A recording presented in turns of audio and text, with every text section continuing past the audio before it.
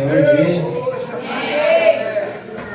Me encontro muito feliz de estar trazendo mais uma vez a palavra aí do Senhor, meus irmãos. Agradeço ao pastor Jorge dos Santos por confiar mais uma vez essa palavra a mim. Confesso, que é o normal nervosismo, mas eu estou aqui para poder obedecer. Se me escalar, eu estou aí. Se me chamar, eu estou aí. Porque a palavra já diz, oportunidade. Está pedindo, irmão, poder estar abrindo no tema, que é Isaías 37, 14. Enquanto isso, eu vou estar deixando para os irmãos uma presença, como é que fala? Uma coisa nova, um experimento com o Espírito Santo no meu quarto ontem. Ontem eu orando de uma forma diferente, daquele jeito que a gente ora, sem vontade de parar. Porque quando a gente ora com vontade de parar, com aquele nervosismo de será que eu não vou acabar de orar logo? Que o corpo fica tremendo, a gente não tem resposta do céu. Ontem orando no meu quarto, Deus me levou em um lugar que era um lugar era um silêncio, tudo branco. E eu só conseguia ouvir a voz da minha oração. No meu quarto ficou tudo branco, eu não conseguia abrir os olhos, eu estava em outra dimensão. E o Espírito Santo começou a falar no meu coração, a minha mente, eu comecei a falar em mistério. Comecei a falar em língua dentro desse quarto. Aí meus olhos encheu de lágrimas, eu comecei a chorar. E dizendo, Deus, que o Senhor possa arrancar tudo aquilo que eu não tenho força para arrancar do meu coração e da minha mente. Porque se o Senhor não for comigo, eu não consigo. E Deus falou comigo, é necessário o espinho na carne para você lembrar quem é suficiente na tua vida, que é Jesus Cristo. Eu estou falando, irmãos, daquela dependência de Cristo, não daquele pecado que nós temos calejado, que nos afasta de Deus, não, mas sim aquele conhecimento que nós somos dependentes de Jesus Cristo. E foi isso que Deus falou ao meu coração. Eu me encontrei muito alegre porque quanto mais coisas novas nós fizemos com o Espírito Santo para Deus, Ele nos dá a resposta, Ele entrega também coisas novas. E que possamos guardar isso em nossos corações, que possamos buscar Cristo, que possamos buscar a presença, mas com vontade, não com costume, que possamos cada dia buscar coisas novas. E essa experiência eu queria contar para os irmãos. Vou estar lendo aqui o versículo da campanha, Isaías 37, 14. Recebendo, pois, Ezequias as cartas das mãos dos mensageiros e lendo-as, subiu à casa do Senhor.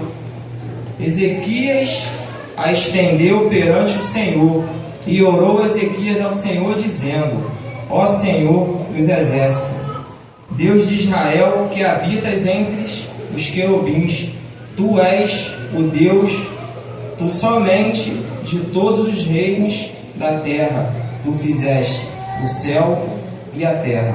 Meus irmãos podem se assentar. Como já foi pregoado pelos outros meus irmãos, eu vou estar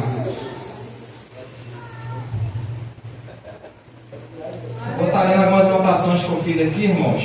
Tentar estar passando para a igreja. Se eu errar algum nome aqui, os irmãos possam me corrigir, eu fico um pouco nervoso, eu acabo trocando um pouco do nome. Que o interessante é que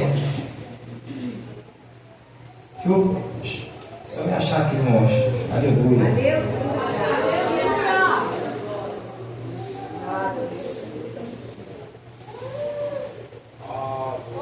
Vou estar falando aqui um pouquinho do pecado do rei Acais, que todos nós sabemos que ele é o pai de Ezequias. Só para a gente frisar um pouquinho no texto, para os irmãos estar tendo uma noção, de quem foi o pai dele, quem foi o Ezequias, como que ele foi criado, conforme ele foi criado com o pai dele, o que ele presenciou.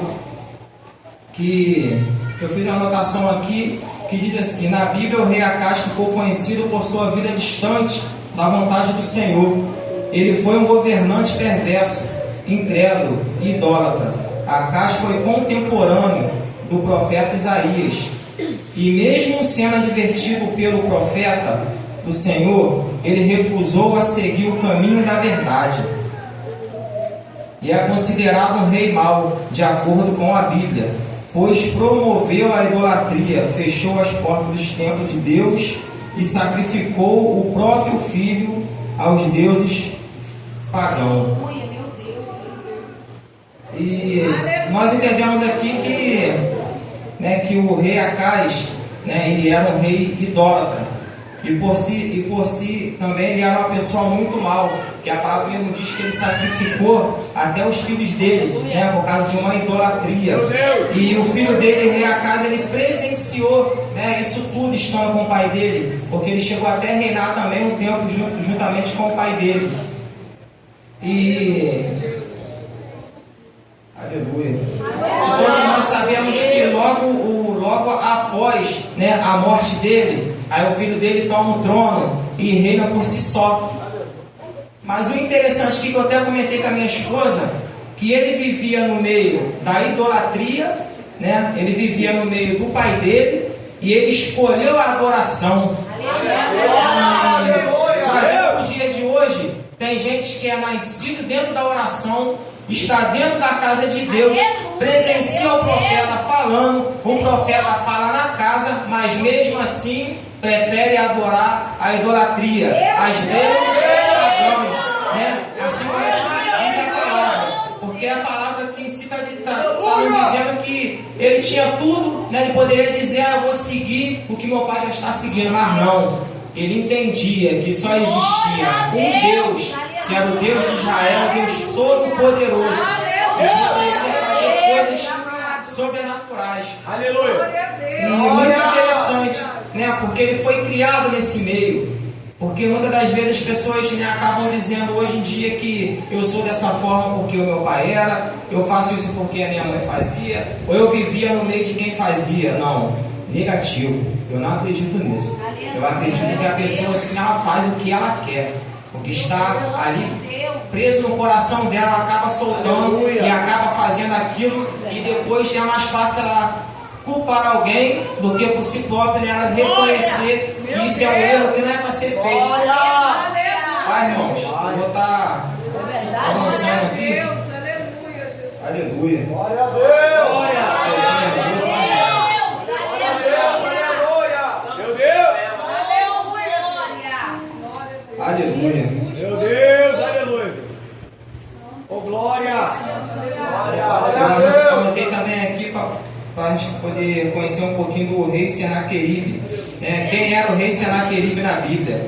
Senaqueribe, como o mais terrível dos reis assírios, aquele que teria praticamente destruído Judá e oferecido grande ameaça a Jerusalém, até que por intervenção divina teria sido obrigado a retirar seu exército e retornar à sua capital de Nínive. Porque Senaqueribe afrontava Ezequias. Aleluia, Deus. Glória a Deus. Aí o interessante aqui é por que eu entendo aqui com a palavra que por que Senaqueribe ele afronta Ezequias.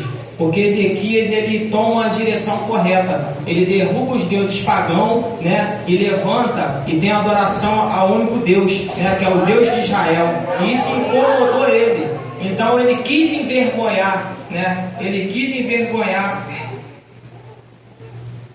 envergonhar Ezequias, mais ou menos assim, ele derrubou os deuses pagãos e está adorando o Deus de Israel, então eu vou invadir, vou destruir, vou provar para ele que os deuses pagãos existem, que são mais fortes do que o Deus dele, é o meu entendimento, porque assim quando ele decide acabar com os deuses pagãos e adorar o Deus de Israel, ele é perseguido. Mas o muito interessante é que Ezequias ele não se afastou, ele não saiu da casa, ele permaneceu, ele acreditou em Deus, e Deus, assim como nós conhecemos a história, Deus deu uma vitória para ele, porque ele confiou, ele teve a confiança no único Deus vivo de Israel, que é o Deus que nós cremos.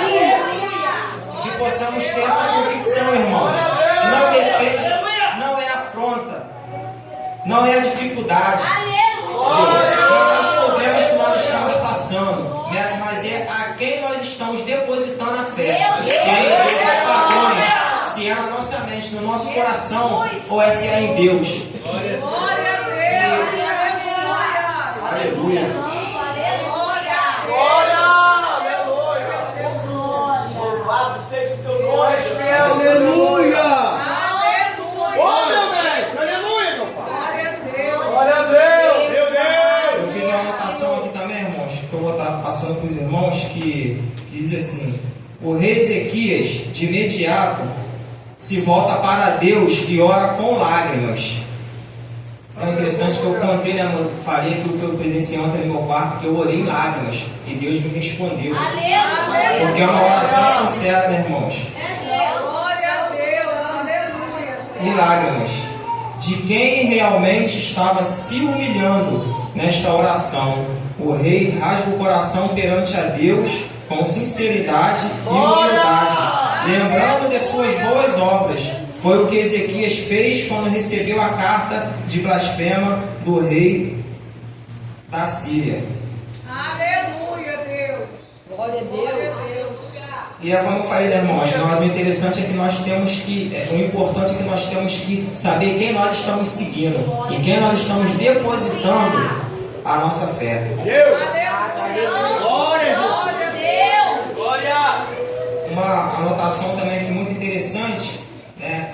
E eu peguei para mim mesmo, irmão, que meu coração é que Deus ele não se move por acaso, mas é preciso ser provado, preparado. Não vai ser de qualquer maneira que Deus vai fazer. Ele está esperando por você o seu posicionamento. O nosso posicionamento é de muita importância para que Deus venha fazer, né, aquilo que Ele tem prometido para nós. Porque nós temos que fazer para Deus se posicionar, ser obediente, para que Ele venha trabalhar em nossas vidas. Aleluia. Glória a Deus. Glória, glória, aleluia. Glória a Deus. Aleluia. Aleluia, Deus. Glória. Deus, aleluia. Aleluia, aleluia, aleluia. Santo, santo, santo.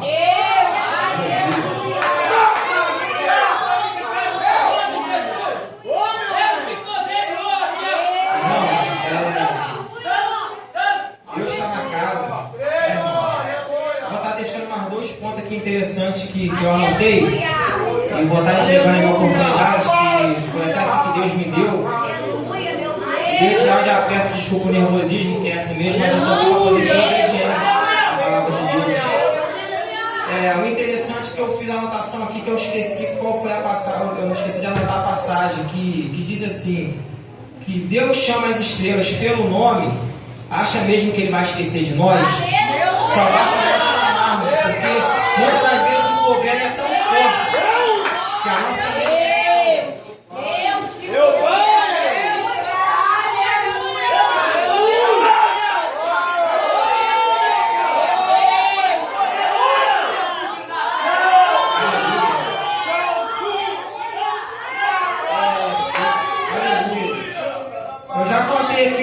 testemunho que eu passei algumas semanas atrás, né? O interessante é que Deus mesmo, Ele permitiu que eu passasse a um certo ponto, fez uma estratégia para que eu saísse. Porque tentaram contra a minha vida com uma calúnia, dizendo coisas que eu estava fazendo que eu não estava fazendo. Então é muito interessante nós acreditar em quem estamos servindo e entregar nossa mente e nosso coração para Deus. Porque por mais do problema que eu passei, da calúnia que eu sofri, irmãos, eu tentei ficar preocupado e não consegui. Por quê? Porque eu tinha certeza que eu não estava fazendo aquilo que estava me caluniando. E certeza de quem eu estou servindo. Eu não consigo dizer isso, irmãos. Eu agradeço muito a Deus por Ele ter me colocado na família Demac. Porque aqui eu vejo que verdadeiramente tem profeta que intercede pela minha vida, que intercede pelas nossas vidas. O nervosismo é normal, mas a minha alegria é de estar vendo esses profetas que intercederam pela minha vida. Vocês, como a minha família, intercedendo pela minha vida, pela minha família. Porque eu estou em cima do altar, irmão. Eu oro todo dia pela vida de cada um da família Demac, até os visitantes, para aqueles que estão nos visitando, novo convertido, eu oro pela vida de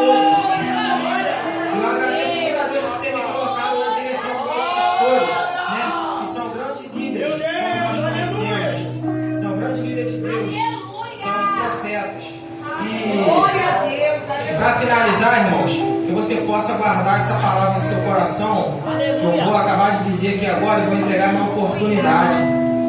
Que quando nós cuidamos do altar, Deus cuida da promessa.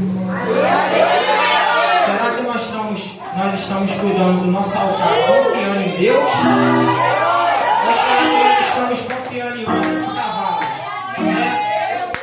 Porque não é em quantidade de homens nem cavalos, mas sim é o posicionamento que nós temos em Deus, que vai mover céus e terra. Os irmãos possam falar essa palavra, o Espírito Santo possa falar mais no coração dos irmãos, os irmãos possam falar no exercício. E eu agradeço a minha rica oportunidade.